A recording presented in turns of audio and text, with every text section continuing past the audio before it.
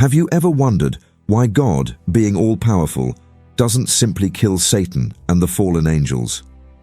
After all, if Satan is the author of so many temptations and destructions, wouldn't it be easier for everyone if he were eliminated? The answer may seem complex at first glance, but today we are going to explore, in light of the Bible, the reasons behind this. Let's understand why God, in his infinite wisdom, allows Satan to still exist and what greater purpose is involved. As we dive into this topic, you will discover how God's own character gives us clues as to why he doesn't destroy Satan immediately. And perhaps by the end of this study, we will see this question from a new perspective, with more confidence in the divine plan. First, we need to understand who Satan is. Satan, whose name means adversary, wasn't always the enemy we know today. He started as a high-ranking angel in heaven, created by God in perfection and beauty. Isaiah 14 and Ezekiel 28 give us a clear picture. Lucifer, also known as the bearer of light, was created to reflect God's glory, but his pride led to his fall. He wanted to be equal to God, and this desire to usurp divine authority resulted in his expulsion from heaven. Thus, the transition from a glorious angel to an adversary happened because Satan wanted to be equal to God. Pride and ambition grew within him, and he rebelled against the Creator, taking with him 1/3 of the angels who chose to follow him.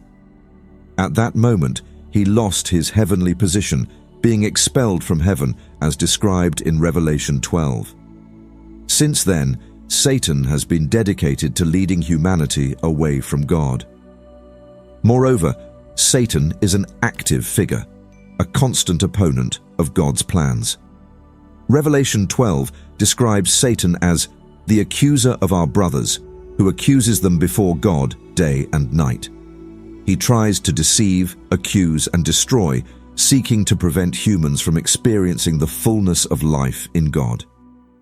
His strategy is to undermine trust in God and create barriers between the Creator and his creatures.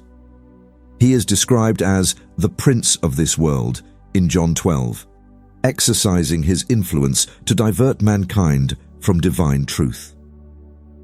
However, Satan's story also teaches us about the transformative power of wrong choices.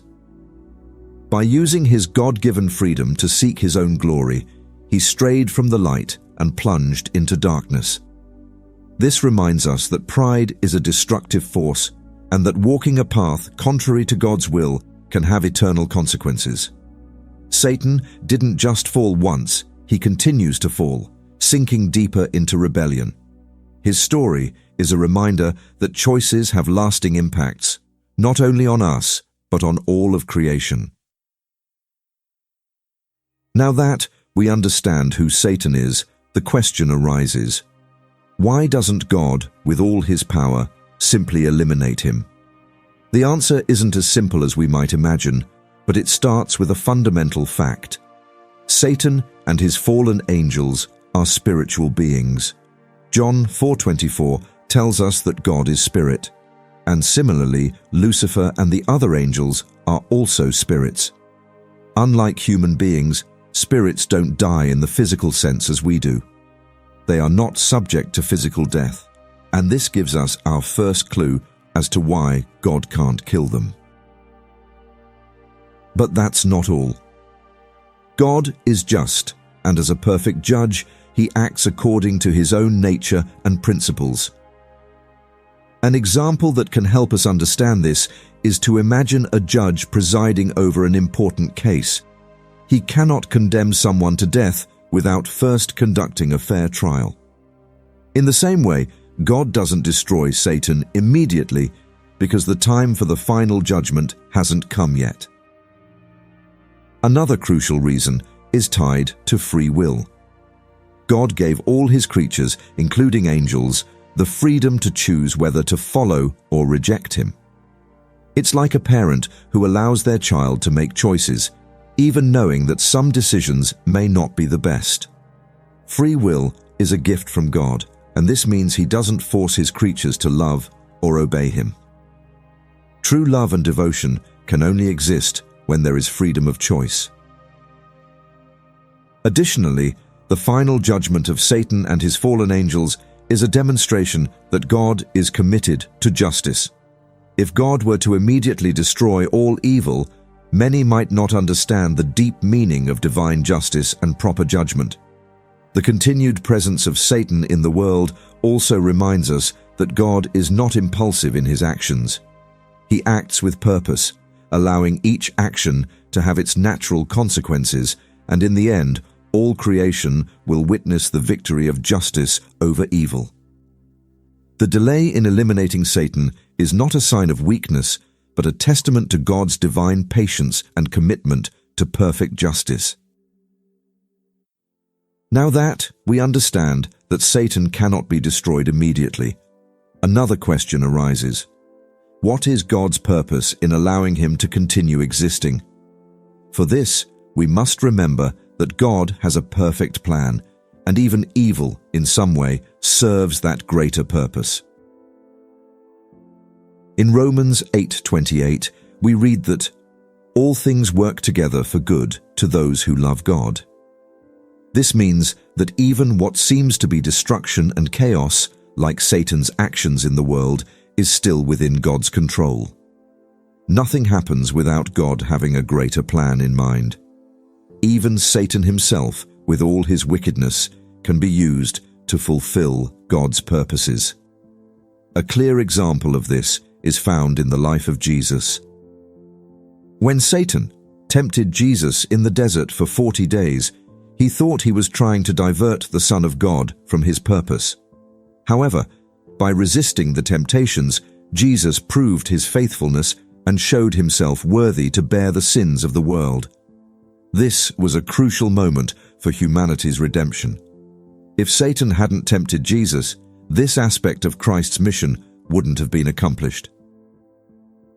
In the same way, Satan also played a role in Jesus' path to the cross. When he entered Judas Iscariot, leading him to betray Jesus, the plan of salvation was set in motion.